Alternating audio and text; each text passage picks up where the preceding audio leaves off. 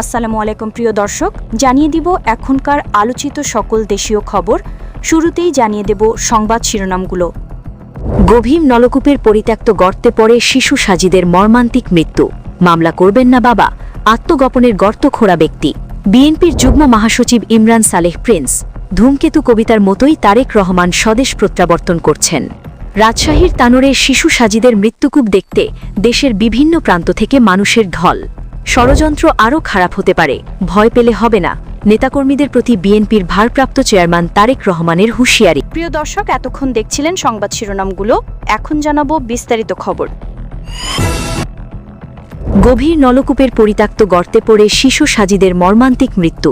মামলা করবেন না বাবা, আত্মগোপনে গর্ত খোঁড়া ব্যক্তি। রাজশাহীর তানোরে গভীর নলকূপের পরিত্যক্ত গর্তে পড়ে 2 বছরের শিশু সাজিদের মৃত্যুর মর্মান্তিক ঘটনায় এখন পুরো দেশ শোকে স্তব্ধ। তবে আরও অবাক করা বিষয় হল, ছেলের লাশ উদ্ধারের পর যে বাবা এই অবহেলাজনিত মৃত্যুর বিচার চেয়েছিলেন, সেই বাবা এখন মামলা করতে চাচ্ছেন না। শিশু সাজিদের বাবা রাকিবুল ইসলাম বলেছেন, তারা সবাই বসে সিদ্ধান্ত নিয়েছেন যে মামলা করবেন না। তার সহজ কথা, আল্লাহর মাল আল্লাহই নিয়েছেন। তার এই বক্তব্য দেশজুড়ে এক নীরব প্রশ্ন তুলেছে। তিনি দেশবাসীর প্রতি অনুরোধ জানিয়েছেন যে এই ভুল যেন আর কেউ না করে। তার সন্তানের যে ক্ষতি হল, তা থেকে যেন আর 10 জন শিক্ষা পায়। মামলা না করার পেছনে কোনো চাপ আছে কিনা জানতে চাইলে তিনি স্পষ্ট করে বলেন, তার উপর কোনো চাপ নেই, কারণ গোটা দেশ তাদের পক্ষে আছে। পুলিশ প্রশাসন সবাই তাদের পক্ষে রয়েছে। তবে অভিযুক্ত গর্তখোঁড়া ব্যক্তি কৌশির উদ্দিন ঘটনার পর থেকেই আত্মগোপনে আছেন। কৌশির উদ্দিন এখনও পর্যন্ত সাজিদের পরিবারের সঙ্গে কোনো যোগাযোগ করেননি। এদিকে অনুসন্ধানে জানা যায়, কৌশির উদ্দিন স্থানীয় জামায়াতে ইসলামীর একজন কর্মী এবং তার ভাই আব্দুল করিম স্থানীয় ইউনিয়ন জামায়াতের সাবেক আমির। কৌশির উদ্দিন আগে বিদেশে ছিলেন এবং দেশে ফেরার পর পানির ব্যবসা শুরু করেন।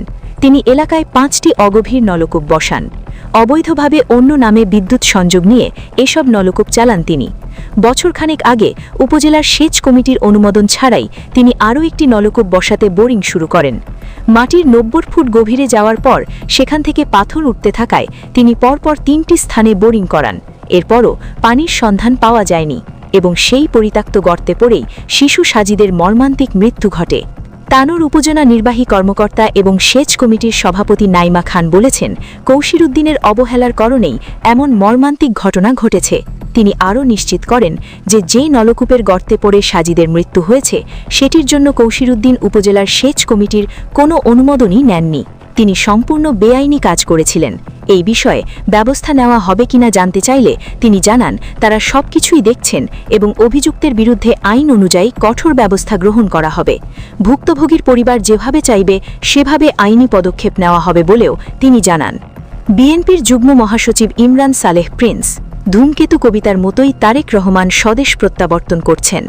জাতীয়তাবাদী দল বিএনপির যুগ্ম মহাসচিব সৈয়দ ইমরান সালেহ প্রিন্স মন্তব্য করেছেন, বিদ্রোহী কবি কাজী নজরুল ইসলামের কালজয়ী ধূমকেতু কবিতার মতোই বিএনপির ভারপ্রাপ্ত চেয়ারম্যান তারেক রহমান স্বদেশ প্রত্যাবর্তন করছেন। তিনি বলেন, তারেক রহমান পরিবর্তন, বিদ্রোহ এবং সংস্কারের পতাকা হাতে নিয়ে দেশের মাটিতে ফিরে আসছেন। দেশ যখন গভীর সংকটের মধ্য দিয়ে যাচ্ছে, যখন গণতন্ত্র বারবার মৃত্যুর মুখে পতিত হচ্ছে এবং একদলীয় দুঃশাসনের বাতাবরণ তৈরি করে রাষ্ট্রের গণতান্ত্রিক বিকাশ প্রতিহত করা হচ্ছে, ঠিক তখনই তারেক রহমানের এই প্রত্যাবর্তন দেশের সাধারণ মানুষের মধ্যে নতুন আশার সঞ্চার করছে।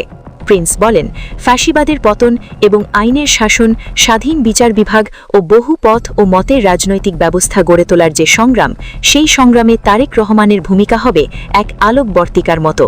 ধূমকেতুর মতোই তিনি এই দেশের রাজনীতিতে এক নতুন মোড় এনে দেবেন বলে তিনি বিশ্বাস করেন। দেশের গণতন্ত্রকামী মানুষ তারেক রহমানের প্রত্যাবর্তনের দিকেই তাকিয়ে আছে। রাজশাহীর তানোরে পরিত্যক্ত গভীর নলকূপের গর্তে পড়ে প্রাণ হারানো শিশু সাজিদের মৃত্যুকূপ দেখতে এখন দূর দূরান্ত থেকে মানুষ ছুটে আসছেন। উপজেলার কোয়েলহাট পূর্বপাড়া গ্রামে এখন যেন মানুষের ভিড়। রাজশাহী সহ চাঁপাইনবাবগঞ্জ, নাটোর, নওগাঁ ও জয়পুরহাট সহ বিভিন্ন এলাকা থেকে সাধারণ মানুষ ঘটনাস্থলে আসছেন। তারা এসে সাজিদ যে গর্তে পড়ে গিয়েছিল সেটি ঘুরে দেখছেন এবং শিশুটিকে না দেখতে পেলেও যেখানে সে পড়ে মারা গেছে সেটি দেখে মনের কষ্ট কিছুটা কমাতে এসেছেন।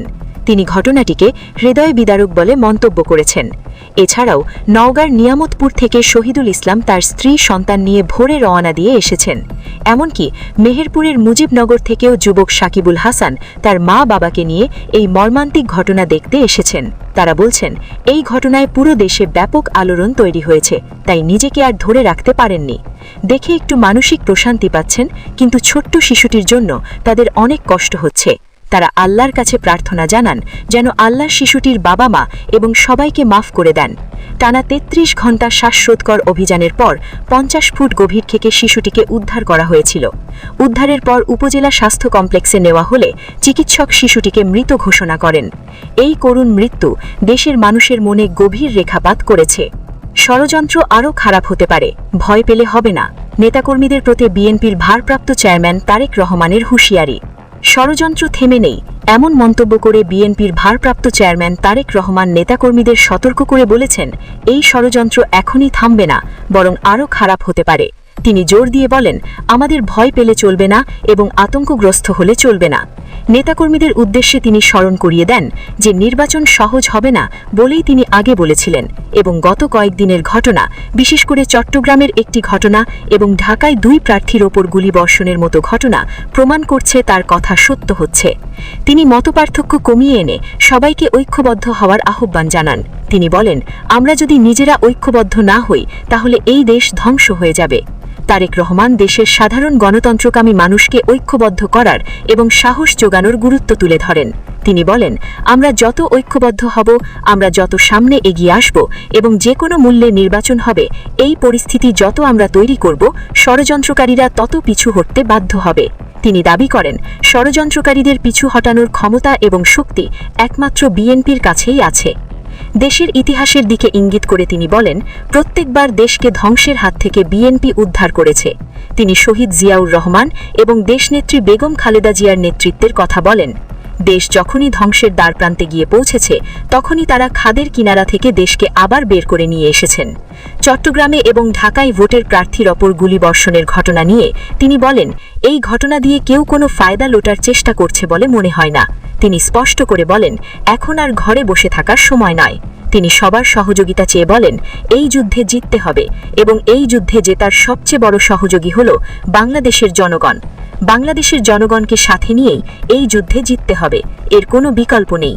তিনি প্রত্যয় ব্যক্ত করেন, দেখা হবে যুদ্ধের মাঠে, সংগ্রামের মাঠে, দেখা হবে ভোটের ময়দানে। ভারপ্রাপ্ত চেয়ারম্যান আরও বলেন, জুলাইয়ের গণ অভ্যুত্থানে ফ্যাসিবাদের পতনের পর আইনের শাসন, স্বাধীন বিচার বিভাগ ও বহু পথ ও মতের রাজনৈতিক ব্যবস্থা গড়ে তুলতে পারলেই শহীদ বুদ্ধিজীবীদের আদর্শ বাস্তবায়িত হবে। এই শোকাবহ দিনে তিনি দেশবাসীর প্রতি আহ্বান জানিয়েছেন, আসুন শহীদ বুদ্ধিজীবীদের প্রত্যাশা বাংলাদেশ গড়ে তুলতে আমরা একসাথে কাজ করি। তিনি শহীদ বুদ্ধিজীবীদের পরিবারবর্গের প্রতি গভীর সমবেদনা জানিয়ে তার বক্তব্য শেষ করেন। প্রিয় দর্শক, এই ছিল এখনকার গুরুত্বপূর্ণ নিউজ। আরও গুরুত্বপূর্ণ নিউজ নিয়ে ফিরছি কিছুক্ষণের মধ্যে। নিউজগুলো সবার আগে দেখার জন্য এই চ্যানেলটি সাবস্ক্রাইব করে আমাদের সাথে থাকুন। ধন্যবাদ।